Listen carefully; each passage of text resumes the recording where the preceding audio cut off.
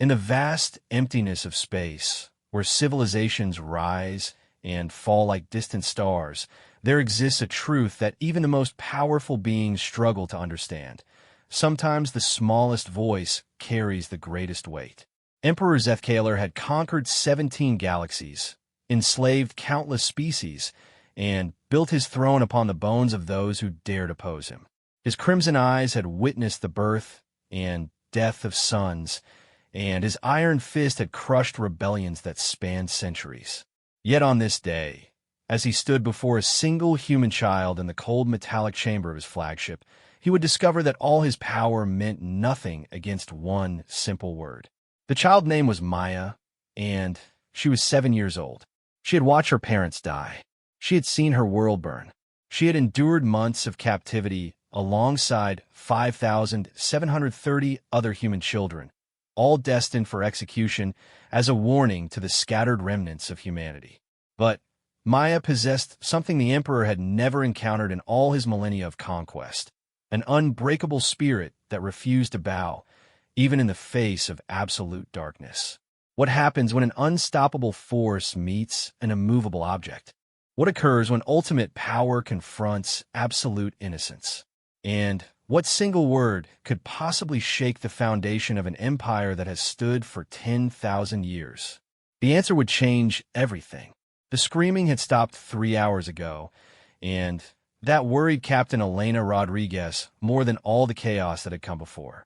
She pressed her back against the cold metal wall of the underground bunker, her pulse rifle trembling in her hands despite 15 years of military training. Through the reinforced viewing port, she could see the orange glow of New Eden's capital city burning in the distance. "Captain, incoming transmission from the Kethmoran flagship," whispered Lieutenant Torres, his voice barely audible even in the suffocating silence of the bunker. His dark eyes reflected the same fear that gripped them all. They were the last, the absolute last. Elena closed her eyes for a moment, trying to block out the memory of the orbital bombardment that had begun at dawn. The Galactic Empire's dreadnoughts had appeared without warning, their massive hulls blotting out the 3 suns of the Kepler 442 system. What followed was not a battle, but a systematic extermination. Every human settlement, every research station, every mining facility had been reduced to smoking craters within hours. New Eden had been humanity's greatest achievement, a thriving colony of 12 million souls, representing the best and brightest of the human race. Scientists, engineers, artists, farmers, teachers, and children. So many children. Now is all ash and twisted metal. "Put it through," Elena commanded, her voice steadier than she felt. The holographic display flickered to life, revealing the alien visage that had haunted human nightmares for the past 5 years since first contact had gone so terribly wrong. Emperor Zethkaler stood nearly 9 feet tall, his chitinous exoskeleton a deep purple that seemed to absorb light. For arms extended from his torso, each ending in razor-sharp talons that could slice through steel. His head was elongated, almost insect-like, with compound eyes that glowed like molten copper. When he spoke, his voice resonated with harmonics that made human bones ache. "Captain Rodriguez," the Emperor said, her name rolling off his tongue like a curse. "I trust you have witnessed the fate of your species' greatest colony. 12 million humans reduced to their component atoms in less than 6 hours. Impressive efficiency, would you not agree?" Elena forced herself to look directly into those alien eyes. "What do you want, Zethkaler?" The Emperor's mandibles clicked in what might have been amusement. "Direct. I appreciate that quality in inferior species.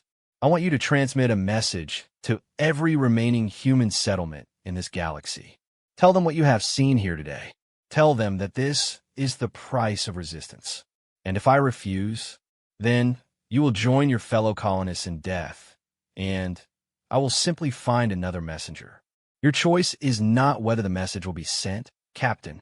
Your choice is whether you live to see tomorrow's dawn." Elena's finger hovered over the trigger of her rifle, knowing full well that the weapon was useless against the Emperor's shielded projection. "You've already won. Why the message? Why not just hunt down every human settlement yourself?" Zethkaler's eyes brightened, and Elena could swear she detected something like pleasure in that inhuman gaze. Because fear is more efficient than fleets, Captain. When word spreads of New Eden's fate, your people will surrender without firing a shot. They will beg for mercy. They will offer their children as tribute if it means living one more day. The transmission cut off, leaving Elena alone with her thoughts and the distant sound of her city dying. She looked around the bunker at the 43 survivors who had managed to reach the emergency shelter before the bombardment began. Scientists, civilians, and 5 other military personnel. The oldest was Dr. Sarah Chun, the colony's chief xenobiologist, at 62. The youngest was Maya Patel, just 7 years old, who sat quietly in the corner, clutching a stuffed rabbit that was singed from the fires above. "Captain," Dr. Chin approached, her lined face grave. "I've been monitoring their communications. The Emperor isn't lying. There are reports coming in from the outer colonies. Surrender documents are already being signed." Elena felt something cold settle in her stomach. "How many colonies have we lost?" 17 in the past week. Another 12 have transmitted unconditional surrender messages. Dr. Chen's voice cracked slightly. "Captain, I think we might be witnessing the end of human expansion into space." Lieutenant Torres looked up from his communication console. "Captain, I'm detecting movement topside. Ground forces are deploying around the bunker. Looks like a full battalion of Kethmoran shock troops." Elena closed her eyes and made the calculations in her head. 43 humans against 1,000 alien soldiers equipped with technology that made human weapons look like stone clubs. Even if they had the element of surprise, which they didn't, the outcome was inevitable. "Are they trying to communicate?" Elena asked. "Yes, ma'am. Standard surrender demand. They're giving us 10 minutes to come out with hands visible, or they'll use seismic charges to collapse the bunker." Elena looked around at the faces staring at her, waiting for orders that could save them or doom them. She thought of the thousands of other human colonies scattered across the galaxy, of the children who would grow up as slaves if they grew up at all, of the dreams of exploration and discovery that had driven humanity to the stars. "Open a channel to the surface," she said finally. Torres hesitated. "Captain, you're not seriously considering?" "Open the channel, Lieutenant." The communication system crackled to life, and Elena found herself speaking to a Kethmoran field commander whose translator made his voice sound like grinding metal. "Humans, you have 5 minutes remaining.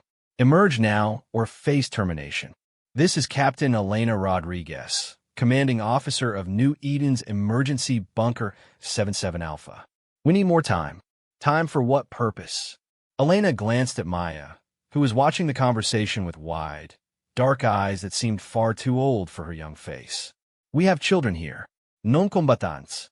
Before we surrender, I want your word that they'll be treated according to Galactic Convention." The alien's laughter was like breaking glass. "Captain Rodriguez, there are no conventions that apply to your species. You are to be transported to the Emperor's flagship for processing. All of you. Processing. The Emperor has decided to make an example. The children of New Eden will be publicly executed as a demonstration of the price of human resistance. You adults will witness this, then be distributed to labor camps throughout the Empire." Elena's rifle clattered to the floor as her hands went numb. Around the bunker, she heard gasps and muffled sobs. Dr. Chin sank into a chair, her face pale as death. Even the battle-hardened Lieutenant Torres looked ready to vomit. "The children," Elena whispered. "You're talking about murdering children. I'm talking about preventing future rebellion. When the galaxy sees what happens to human offspring, no human parent will ever again consider resistance. You have 2 minutes to surrender, or the seismic charges will detonate." The communication cut off, leaving the bunker in shocked silence. Elena stared at the dead holographic display, her mind refusing to process what she had just heard. They were going to murder the children. Not just Maya, but apparently children from all the fallen colonies. Public executions as a warning. Maya stood up from her corner, still clutching her rabbit. She walked over to Elena with the careful steps of a child, trying not to trip, and looked up at the captain with those ancient eyes. "Are they really going to hurt us?" Maya asked in a voice so small it barely qualified as a whisper. Elena knelt down to meet the child's gaze, fighting back tears that would help no one. I don't know, sweetheart, but I promise you this. Whatever happens, we'll face it together. You won't be alone. Maya nodded solemnly, then returned to her corner. Elena stood and looked around the bunker one more time. 43 humans, the last free souls of 12 million. In 2 minutes, they would either surrender and march to their deaths, or die fighting in a tunnel beneath the ruins of their dreams. Captain, Lieutenant Torres said quietly. Orders. Elena picked up her rifle and checked the charge. Full power. Maybe enough for one last gesture of defiance. We surrender, she said. But, Torres, I want you to start recording everything from this moment on. If any humans survive what's coming, they need to know what happened here. Yes, ma'am. Elena opened the bunker door and stepped into a future she could not have imagined in her worst nightmares. Above them, the Kethmoran soldiers waited with weapons trained on the entrance. In orbit, the Emperor's flagship prepared to receive its newest prisoners. And somewhere in the vast darkness between stars, the scattered remnants of humanity faced a choice that would define their species for generations to come. The age of human expansion was over. The age of human survival had begun. The transport ship that carried the survivors of New Eden was a floating prison designed to break the spirit before the body. Elena had been in military detention facilities before, but nothing had prepared her for the psychological horror of the Kethmoran vessel. The walls seemed to pulse with a dim, sickly light that made it impossible to determine if minutes or hours had passed. The air recycling system produced a constant low hum that vibrated through the bones, and the gravity fluctuated randomly, keeping prisoners off balance and disoriented. Elena pressed her face against the narrow viewing port of their cell and watched as the Emperor's flagship grew larger ahead of them. The massive vessel was less of a ship and more of a mobile city, stretching for nearly 50 kilometers from bow to stern. Its hull was covered in organic-looking protrusions that resembled both technological components and living tissue. Smaller ships swarmed around it like insects around a corpse. How many children do you think are on that thing? Dr. Chen whispered from her position against the far wall.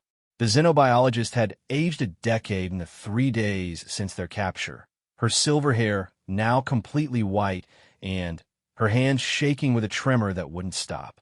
Elena didn't answer immediately. She had been doing the math obsessively since their capture, and the numbers made her sick. 17 colonies had fallen before New Eden, and intelligence suggested each colony had held between 10,000 and 50,000 civilians. Even a conservative estimate meant hundreds of thousands of children were now in Kethmoran custody. Too many, Elena said finally. Far too many. Maya sat in the corner with her stuffed rabbit, humming a lullaby her mother had taught her. The little girl had spoken very little since their capture, but Elena had noticed she was always listening. Those dark eyes missed nothing, and there was an intelligence there that seemed to be cataloging every detail of their captivity. Lieutenant Torres crouched beside Elena at the viewing port. Captain, I've been thinking about what you said back in the bunker, about recording everything. If the Emperor really intends to execute all these children publicly, there might be a way to turn his own plan against him. Elena looked at him questioningly. Torres lowered his voice even further, aware that their Kethmoran guards might be monitoring their conversation. Think about it, he continued. The Emperor wants to broadcast these executions to break human morale. But what if the broadcast has the opposite effect?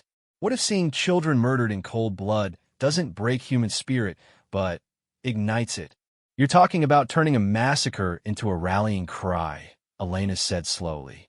That's a hell of a gamble, Torres. And it still means those children die. They're going to die anyway, Captain. At least this way, their deaths might mean something. Elena was about to respond when the transport ship shuddered as it passed through the flagship's docking bay shields. Through the viewing port, she could see the massive hangar that stretched beyond the horizon. Thousands of smaller ships were docked in organized rows, many of them clearly human vessels that had been captured during the recent conquests. A mechanical voice echoed through their cell in broken English. Prisoners prepare for transfer. Resistance will result in immediate termination. The cell door hissed open, and Firketh Moran's soldiers entered. Up close, Elena could see that their armor was not entirely technological. Organic components pulsed beneath the metal plating, and she realized with disgust that the suits were partially alive, symbiotic organisms that enhanced the aliens' already formidable capabilities.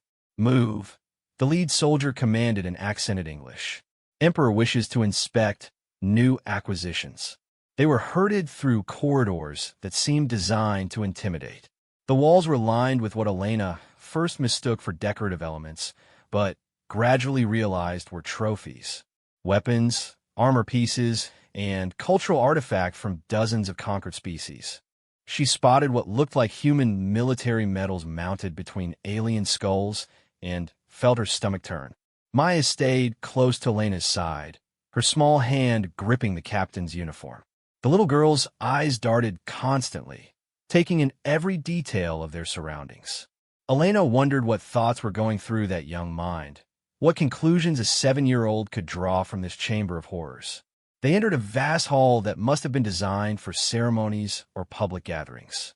The ceilings stretched up into darkness, supported by pillars that were clearly organic in nature. Bone, Elena realized with horror. The pillars were made from the bones of massive creatures, polished and arranged to create a cathedral of death. At the far end of the hall, Emperor Zethkaler waited on a throne that defied description. It appeared to be grown rather than built, a twisted amalgamation of metal, bone, and living tissue that pulsed with its own rhythm. The Emperor himself seemed smaller in person than he had in the holographic transmission, but Elena quickly realized this was an illusion. The sheer presence of the being made the massive hall feel cramped. "Welcome to my flagship," the Emperor said, his voice carrying clearly across the space without any apparent amplification. "I trust your accommodations have been adequate." Elena stepped forward, placing herself between the Emperor and Maya. "What do you want with us?" Zethkaler's compound eyes fixed on her, and Elena felt as if she were being examined by a scientist studying a particularly interesting specimen. "Direct again. I do appreciate that quality. I want you to witness the demonstration that will break your species' will to resist. But first, I wish to understand something that has puzzled me about humans." The Emperor stood and descended from his throne, his 4 arms moving with unsettling grace. As he approached, Elena could see details that the hologram had not conveyed. His exoskeleton bore scars that told the story of countless battles, and there were technological implants that appeared to be grafted directly into his nervous system. "In my 10,000 years of conquest," Zethkaler continued, "I have subjugated 437 species across 17 galaxies. Some fought with courage, others with cunning, and a few with desperation. But humans—" He paused directly in front of Elena, his alien features studying her face. "Humans fight with something I have never encountered before." "And what's that?" Elena asked, proud that her voice remained steady. "Hope." The word seemed to taste strange in the Emperor's mouth. "Even in defeat, even facing certain death, your people continue to believe that somehow, impossibly, they will prevail. This hope makes you dangerous in ways that mere weapons cannot." Maya stepped out from behind Elena, her stuffed rabbit clutched against her chest. The movement was so unexpected that even the Emperor's guards tensed, weapons shifting toward the small figure. "You're afraid of us," Maya said in her clear, small voice. The words echoed in the vast hall, and Elena felt her heart stop. A 7-year-old child had just accused the most powerful being in the known galaxy of fear. Zethkaler's head tilted as he examined Maya with what appeared to be genuine curiosity. "What is your designation, small human?" "My name is Maya," the girl replied. "And you're afraid of us. That's why you have to kill all the children. You know that if we grow up, we'll find a way to stop you." The Emperor was silent for a long moment, his compound eyes reflecting the dim light of the hall. When he spoke again, his voice carried a note Elena had not heard before, something that might have been uncertainty. You believe this to be true? Maya nodded solemnly. My daddy was a teacher. He told me that the universe is very big, and there's always someone bigger than you. You might be bigger than us now, but not forever. The hall fell into complete silence. Elena could hear her own heartbeat, could feel the tension radiating from the Kethmoran guards. The Emperor had ruled for 10 millennia, had conquered civilizations older than human history, and had never been challenged by anyone, let alone a child barely past infancy. Interesting, Zethkaler said finally. Very interesting indeed. Perhaps your species' hope is not merely dangerous, but contagious. This child speaks of inevitabilities as if they were simple facts. The Emperor turned away from Maya and addressed Elena once more. Captain Rodriguez, you and your companions will be housed in the detention levels with the other human prisoners. Tomorrow, the demonstration will begin. You will watch as I personally execute every human child aboard this vessel, one by one, in full view of every remaining human settlement in the galaxy. Elena felt the words hit her like physical blows. How many children are we talking about? As of today, 5,731. The Emperor's mandibles clicked in what Elena was beginning to recognize as his expression of satisfaction. Children from every fallen colony gathered here for maximum impact. When your people see their future dying before their eyes, they will abandon this foolish hope that makes you so troublesome. And if they don't? Maya asked, her voice still perfectly calm. The Emperor looked down at her again, and Elena could swear she detected something like admiration in his alien features. Then, I will continue until every human in the galaxy is dead, small one. Even you. Maya met his gaze without flinching. That's okay, she said. There are more humans where we came from. The Emperor stared at her for several heartbeats, then gestured to his guards. Take them to detention level 7. Place the child in a separate cell. I wish to speak with her again before the demonstration begins. As they were led away, Elena caught Maya's eye and tried to convey both apology and reassurance in her gaze.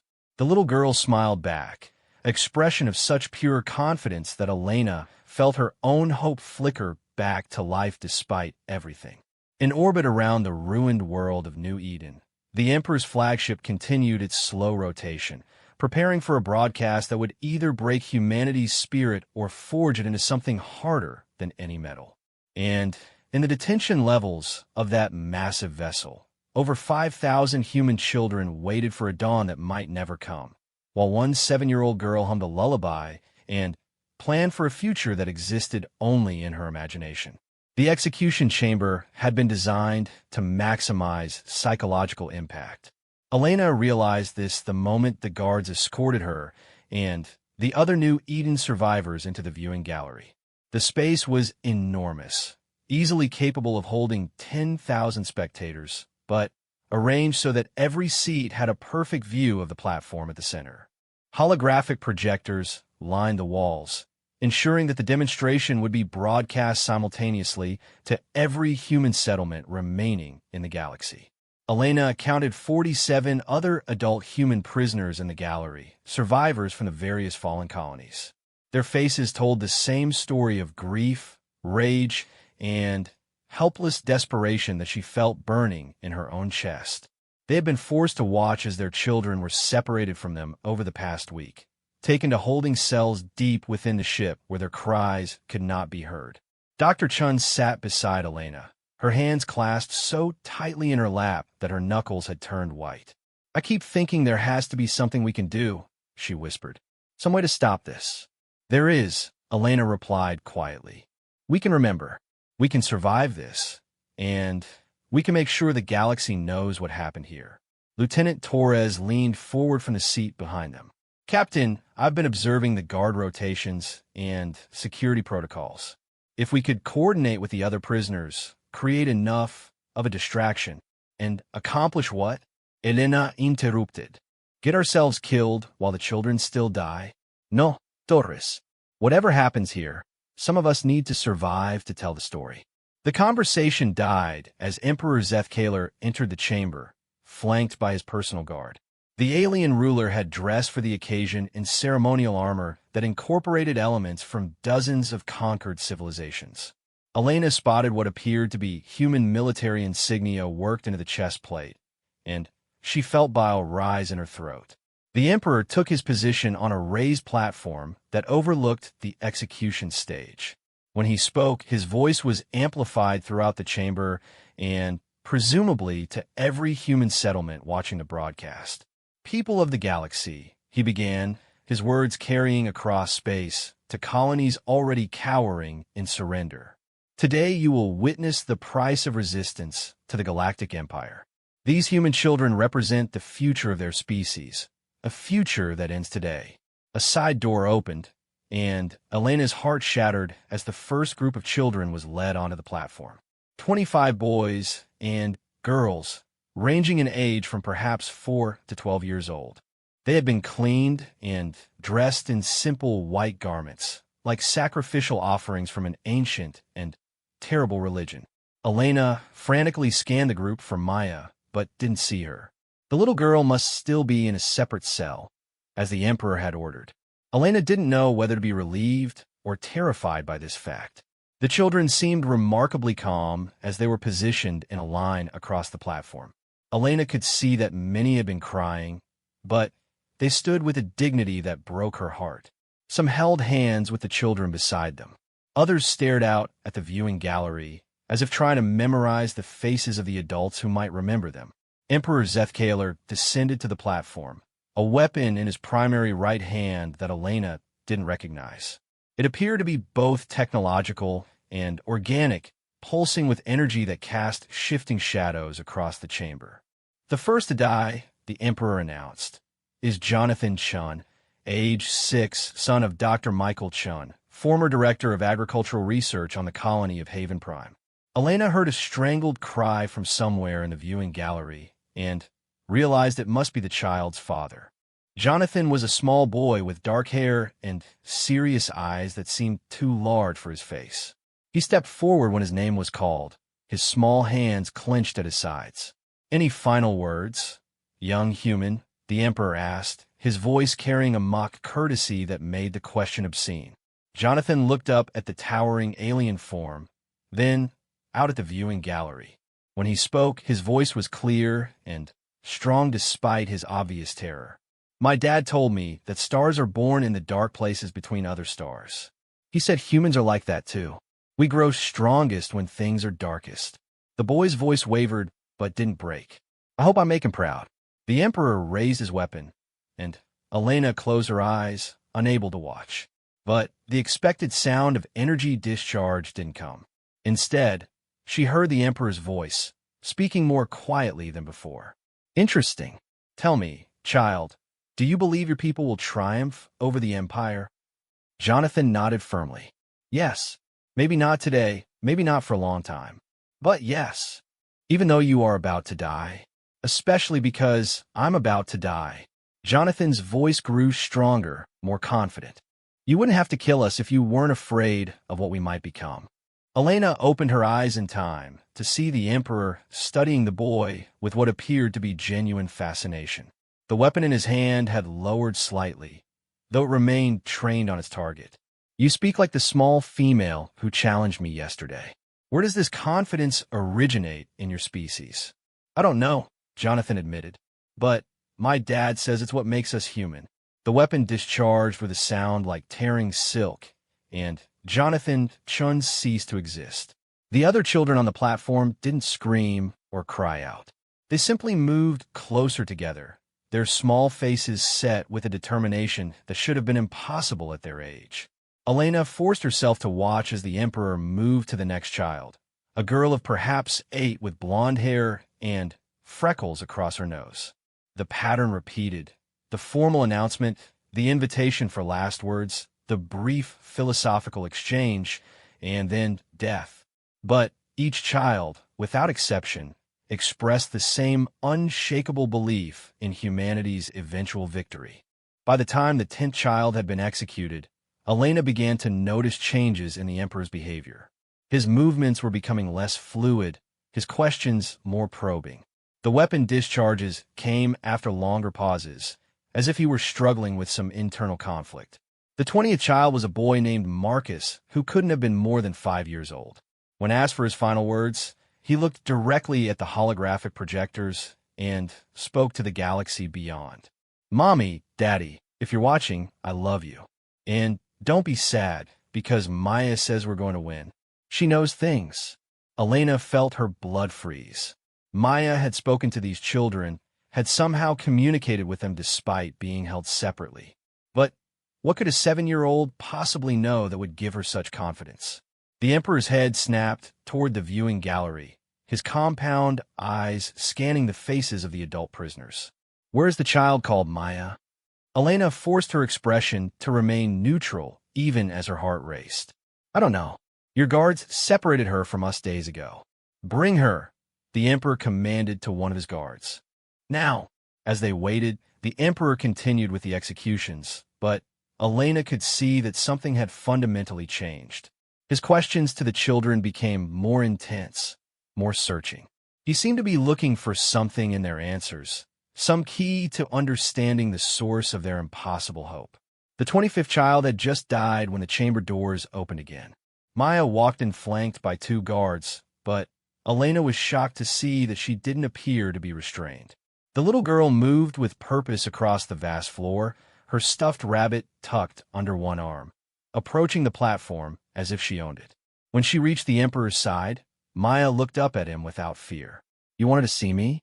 "Yes," the Emperor said, his voice carrying clearly through the chamber's amplification system. "These children speak of victory with a certainty that defies logic. They reference you as the source of their knowledge. Explain this." Maya glanced around the chamber, taking in the 25 small bodies that lay motionless on the platform, the terrified faces of the surviving children, and the viewing gallery full of grieving adults. When she looked back at the Emperor, her expression was serene. "They believe because I told them the truth," she said simply. "You're going to lose." The Emperor's mandibles clicked in what Elena recognized as his expression of amusement. "I have conquered 437 species across 17 galaxies, small human. I command fleets that could destroy solar systems. What truth do you possess that could threaten such power?" Maya smiled, and in that moment she looked like nothing more than a happy 7-year-old with a secret to share. "You made a mistake," she said. "A really big one. Enlighten me. You decided to kill us slowly, one at a time, on live broadcast. You wanted everyone to watch and be scared." Maya's smile grew wider, and Elena felt a chill that had nothing to do with the chamber's temperature. "But that means everyone is watching. Every human in the galaxy is looking at us right now." The Emperor was silent for a long moment, clearly trying to understand the significance of Maya's words. "Yes, that was the intention. They witness your deaths and lose hope." Maya shook her head slowly.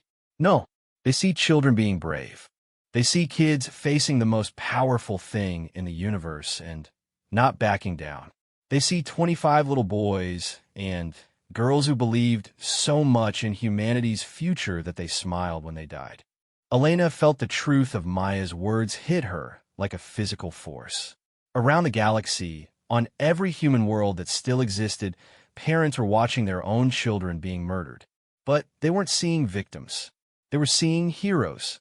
Children so brave and confident in their species' destiny that even facing certain death, they proclaimed victory. "You wanted to break our spirits," Maya continued, her young voice carrying across the galaxy through the holographic network. "But instead, you're showing everyone what we're really made of. You're proving that even our babies are stronger than your entire empire." The Emperor raised his weapon, pointing it directly at Maya's small form. "Enough. Your words change nothing. You will die like the others." "Yes," Maya agreed calmly, "but not quietly. May I say something to everyone watching?" Elena held her breath as the Emperor considered the request. She could see the alien ruler weighing his options, perhaps realizing that denying the child her final words would seem like cowardice to the billions watching. "Speak," he commanded. Maya turned to face the holographic projectors, her small figure somehow commanding the attention of an entire galaxy. When she spoke, her voice was clear and strong, carrying the absolute conviction of a child who had never learned that some things were impossible.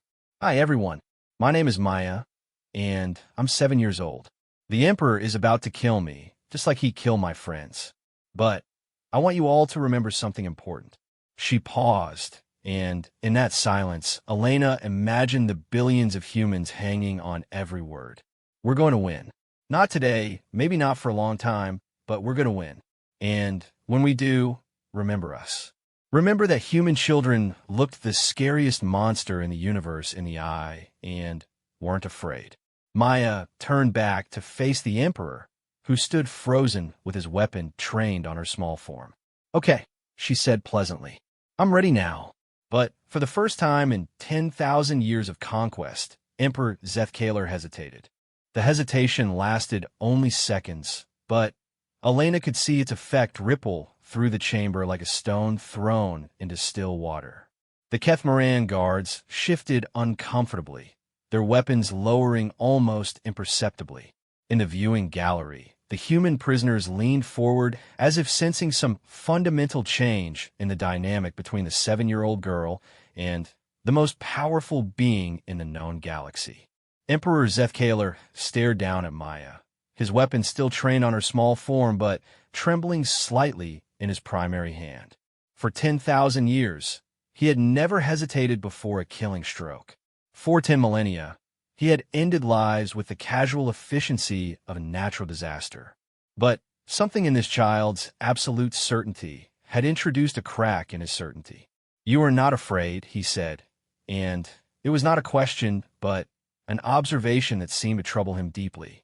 Maya shook her head, her dark hair catching the chamber's harsh light. No, should I be? Every other species has feared me.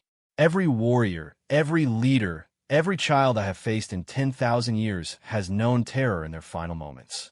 Yet you humans. The Emperor's voice trailed off as he struggled with concepts that had no precedent in his experience. Maybe that's why you'll lose, Maya said gently, as if she were explaining something simple to a confused adult. You think fear makes you strong, but it doesn't. It just makes you lonely. The Emperor's compound eyes flickered, and Elena caught something in his expression that she had never expected to see. Confusion. This being who had conquered galaxies, who commanded technologies beyond human comprehension, was being challenged by concepts he could not understand. Loneliness is irrelevant, the Emperor said, but his voice lacked its usual conviction.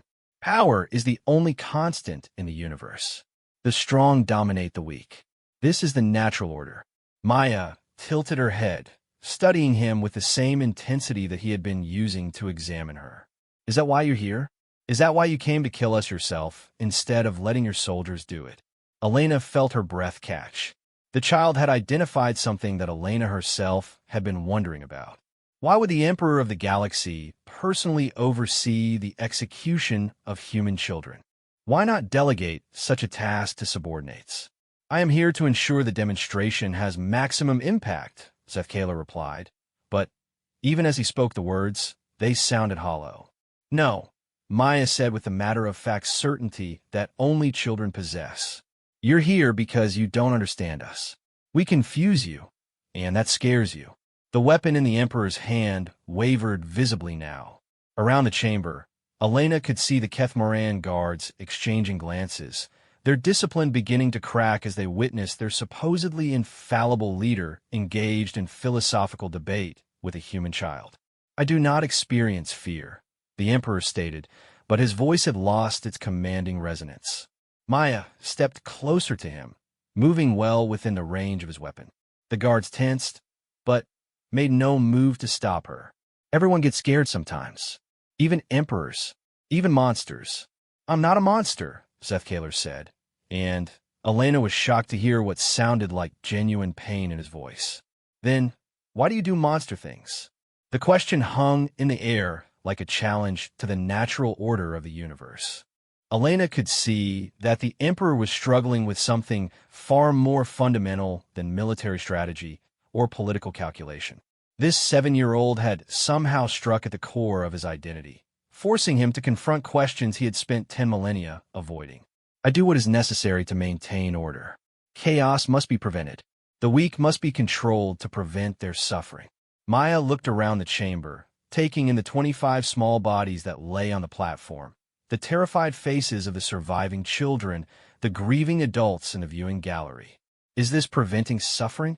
The Emperor followed her gaze, and, for the first time in Elena's observation of him, he seemed to truly see what he had created.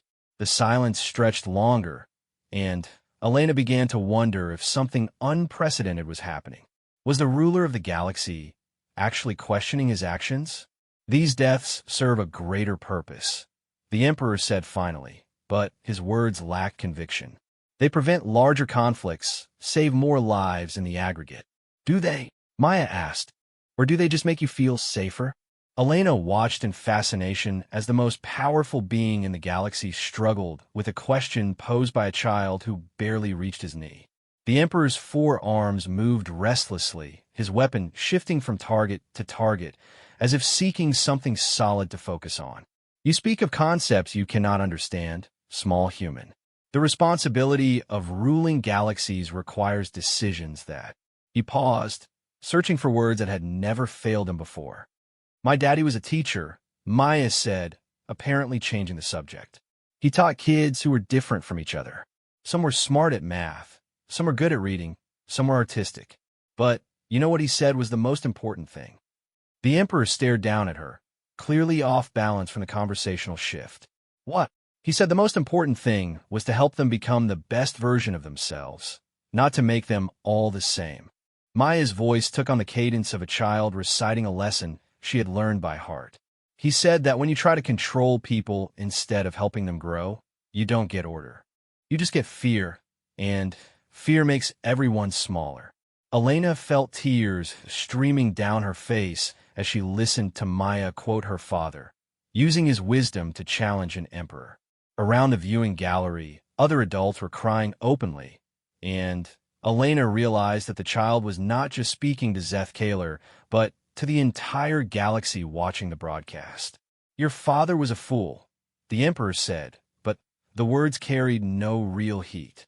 Diversity breeds conflict. Unity requires control. Does it? Maya asked. What if unity came from something else?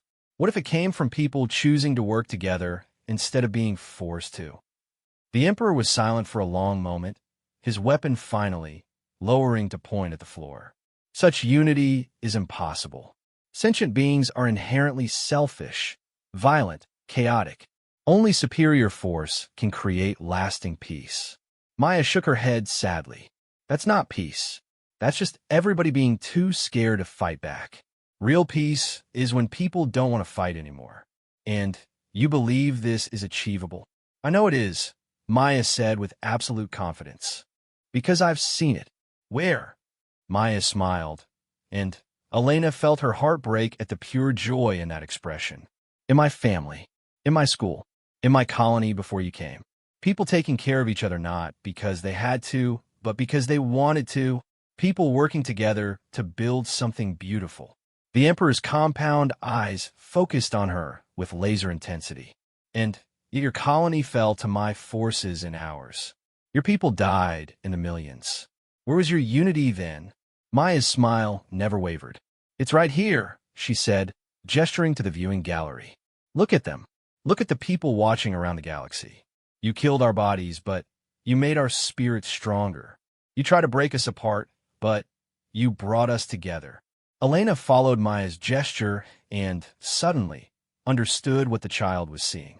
In a viewing gallery, humans from different colonies, different worlds, different backgrounds were sitting together in shared grief and shared determination.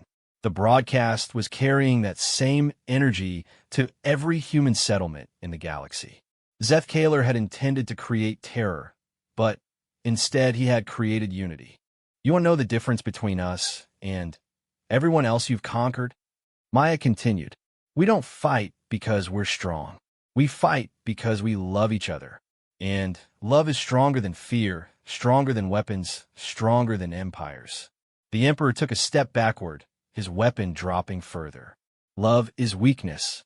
It makes beings vulnerable, irrational, easy to exploit. Love is what makes us brave, Maya corrected gently. It's what made those kids able to face you without being afraid. It's what's going to make humans keep fighting no matter how many of us you kill. Because we're not fighting for ourselves. We're fighting for each other. Elena could see that the Emperor was struggling with concepts that challenged every fundamental assumption of his existence. His empire was built on fear, control, and the absolute dominance of the strong over the weak.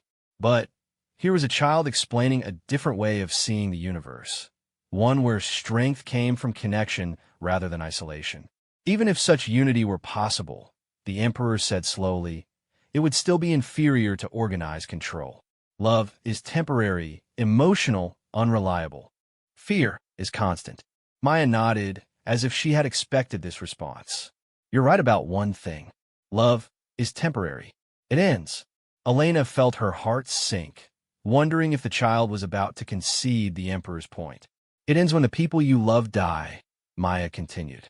But then something even stronger takes its place. What? Maya looked directly into the Emperor's alien eyes, and Elena could see the moment when the child delivered the words that would change everything. Memory, Maya said simply. When someone you love dies, you remember them forever. And when someone you love is murdered, you remember that forever too. The Emperor stood frozen as the implications of Maya's words sank in. Around the galaxy, billions of humans were watching their children be murdered by an alien tyrant. They would remember this moment for the rest of their lives. They would tell the story to their descendants for generations. And in that memory, the Empire had not created fear, but had forged something unbreakable. You think you're teaching us a lesson about power, Maya said, her young voice carrying across the galaxy through the holographic network. But all you're really doing is showing everyone who you are, and making sure we'll never, ever forget. Emperor Zethkaler stared down at the 7-year-old girl who had somehow managed to turn his greatest demonstration of power into humanity's greatest moment of unity. His weapon hung loosely in his hand, forgotten as he grappled with the realization that he might have made the most catastrophic mistake of his 10,000-year reign. And in that moment of uncertainty, Maya spoke the single word that would echo across the galaxy and mark the beginning of the end of the Galactic Empire. Please. The word fell into the silence of the execution chamber like a pebble into an infinite well. Elena felt it reverberate through her bones, saw it ripple across the faces of every person in the viewing gallery, watched as it struck the Emperor of the galaxy with the force of a physical blow. Please. Such a simple word. A child's word, spoken with quiet dignity by a 7-year-old girl facing the most powerful being in the known universe. Not a demand, not a challenge, not even really a question. Just a request, offered with the innocent hope that maybe, possibly, there was still something human in the creature that stood before her. Emperor Zethkaler staggered backward, as if Maya had struck him. His 4 arms moved erratically, his weapon forgotten as his compound eyes fixed on the small human with something approaching terror. "What did you say?" he whispered, his voice barely carrying across the vast chamber. Maya took a small step closer, her stuffed rabbit still clutched against her chest. "Please," she repeated, and Elena could hear the layers of meaning in that single syllable. "Please don't kill me. Please don't kill the other children.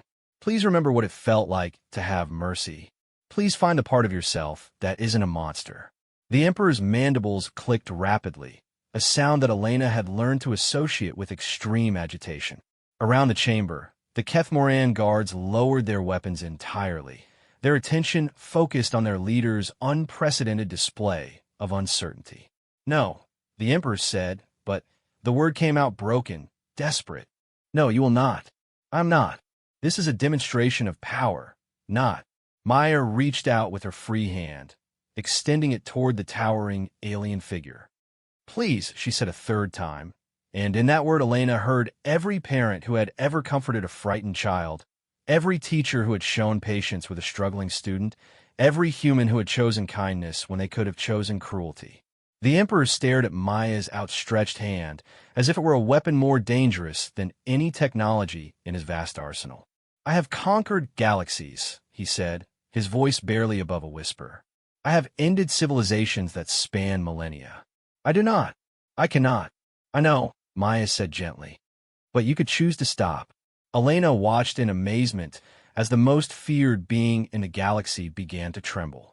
His weapon clattered to the platform as his primary hand reached toward Maya's, then stopped inches away from contact. "You do not understand," Zethkaler said, and for the first time since Elena had encountered him, his voice carried pain instead of authority. "I'm the Emperor. I am order imposed upon chaos. If I show mercy, if I display weakness, the galaxy will tear itself apart. Or maybe," Maya said, her small hand still extended in invitation, "people will see that even emperors can choose to be better." The Emperor's hand hovered near Maya's, so close that Elena could see him fighting with forces beyond her comprehension. 10,000 years of absolute power, of unquestioned authority, of identity built upon being the ultimate predator in a hostile universe. All of it trembling before the simple faith of a child who believed that anyone could change. "In 10,000 years," the Emperor said slowly, "no being has ever asked me for mercy. They have begged, pleaded, screamed in terror. They have offered bribes, threatened revenge, promised submission. But no one has ever simply asked." Maya nodded, as if this made perfect sense. "That's because they were afraid of you. But I'm not afraid of you anymore." "Why?" "Because you hesitated," Maya said with the clear logic of childhood. "Monsters don't hesitate. People do." Elena felt her breath catch as she saw the Emperor's hand move closer to Maya's. Around the galaxy, billions of humans watched this impossible moment. A 7-year-old girl reaching across the vast gulf between species, between predator and prey, between emperor and victim, offering not surrender, but connection. "If I take your hand," the Emperor said quietly, "if I show this mercy you request, what guarantee do I have that your species will not use my weakness against me?" Maya smiled, and Elena felt her heart break at the pure trust in that expression. "You don't," she admitted. "That's what makes it brave." The Emperor's hand touched Maya's, and Elena felt something fundamental shift in the universe. The contact lasted only seconds, but in that brief moment, she saw the alien ruler truly see the child before him. Not as a tool for demonstration, not as a representative of a troublesome species, but as Maya. 7 years old, frightened but trying to be brave, carrying her stuffed rabbit and her father's wisdom and her unshakable faith that people could choose to be better than their worst impulses. "Your name," the Emperor said softly. "Tell me your name again." "Maya Patel," she replied. "I lived on New Eden with my mom and dad until your ships came. I like to draw pictures and read stories about dragons." "Maya Patel," the Emperor repeated, as if testing how the words felt in his mouth. "You are 7 years old." "Yes. You should be in school, playing with friends, growing up to become whatever you choose to be." Maya nodded solemnly. "Yes, and so should they," she added, gesturing toward the surviving children on the platform. The Emperor looked at the remaining children, over 5,000 boys and girls from across the galaxy, all scheduled for execution as part of his demonstration. Elena could see him really looking at them for the first time, seeing not abstract symbols of resistance, but individual young humans with their own names, their own dreams, their own infinite potential. "What have I done?" he whispered, and Elena realized with shock that the question was not rhetorical. For the first time in 10 millennia, the Emperor was genuinely questioning his actions. "You made a mistake," Maya said kindly. "But you can fix it. It is not that simple. The demonstration has been broadcast across the galaxy. If I stop now, if I show mercy, my authority will be compromised. Other species will see weakness." Maya tilted her head thoughtfully. "Or they'll see strength. It takes more courage to stop doing something wrong than to keep doing it, because people expect you to." Elena watched as the Emperor processed this concept, his alien features working through implications that seemed to pain him. You believe that mercy is a form of strength? My dad always said that the strongest people are the ones who choose to be gentle when they could choose to be cruel. The Emperor was quiet for a long moment, his compound eyes scanning the chamber, taking in the faces of the human prisoners, the confused expressions of his own guards, the holographic projectors that were carrying this unprecedented moment to every corner of the galaxy. If I spare these children, he said finally, if I end this demonstration, what assurance do I have that humanity will not continue to resist the Empire? Maya considered this seriously. I can't speak for everyone, she said, but I can tell you what I think will happen. Tell me. I think humans will remember that you chose mercy when you could have chosen murder. I think they'll remember that you listened to a little girl when you could have ignored her. And I think some of them might decide that maybe the Empire doesn't have to be their enemy. Elena felt tears streaming down her face as she listened to Maya articulate a possibility that no human leader had dared to imagine. Not surrender, not victory, but something else entirely. A future where the vast galactic empire and the scattered remnants of humanity might find a way to coexist. The Emperor straightened to his full height, his decision crystallizing into action. When he spoke, his voice carried the authority of absolute power, but tempered now with something that Elena recognized as wisdom. Guards, he commanded, return these children to their families. Immediately, the Kethmoran soldiers hesitated, clearly struggling to process an order that contradicted everything they understood about their emperor's nature. Sir, one of them ventured, the demonstration was to continue until all human children were eliminated. The broadcast will show that the Emperor of the Galaxy is capable of mercy, Zeth Kaler said firmly. Let that be the lesson that echoes across the stars. Elena felt her knees buckle with relief as she watched the surviving children being gently escorted from the platform.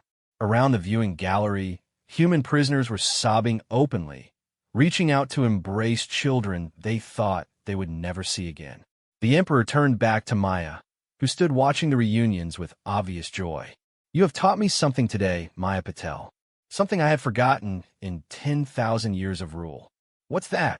That even emperors can learn new things. Maya beamed up at him, her smile bright enough to illuminate the vast chamber.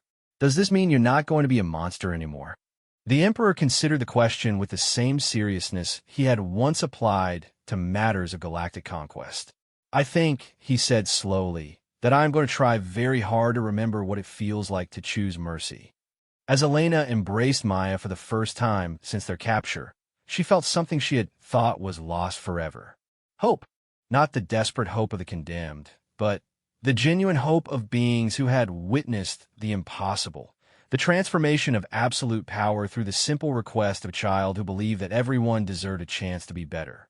The broadcast that was meant to break humanity's spirit had instead carried a different message to every human settlement in the galaxy.